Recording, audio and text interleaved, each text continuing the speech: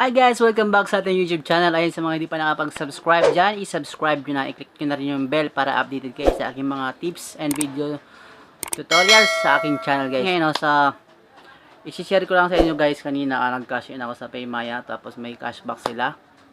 So sa mga gumagamit ng PayMaya apps dyan, tapos gusto nyo matry na may cashback, so kung may mga malapit kayo dyan na smartpadala agent na mga tindahan, dun kayo mag-cash in sa kanila.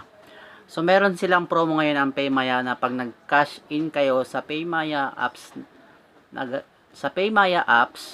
tapos dun kayo magka-cash in sa mga smart padala agent guys, ay meron silang balikbayad. Halimbawa, nagpadala ako kanina ng 3,200. So ang binayaran ko dun sa smart padala agent is 32.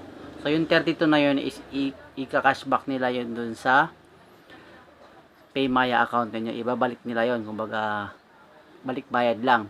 So ang promo na to ay hanggang start nung July 1 hanggang August 31. So ano pang inaantay nyo sa mga PayMaya user dyan? Ayan, mag-cash in kayo sa smart padala agent. So paano ba mag-cash in sa smart padala agent? Ay ituturo ko sa inyo kung paano. Let's go! Dito tayo sa PayMaya natin guys, no? Ito yung PayMaya natin. So kailangan guys ay fully upgraded yan ang PayMaya ninyo bago kayo makapag-cash in or send money. Ayan. So kanina guys, share ko lang sa inyo, nag-cash in ako sa smart padala agent. So pagka-cash in ko guys is ito yung summary niya. Ayan yung cash in ko. Ang binayaran ko dito is 32 pesos yung bayad niya.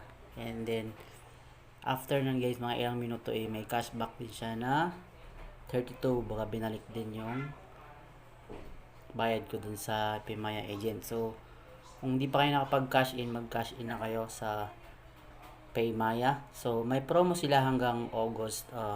Hanggang August pa yung promo nila.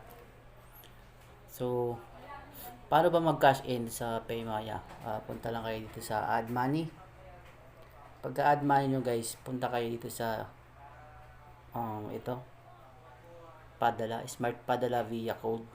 Ito yung i-click nyo. Baka kung baka ang tawag nito ay top up.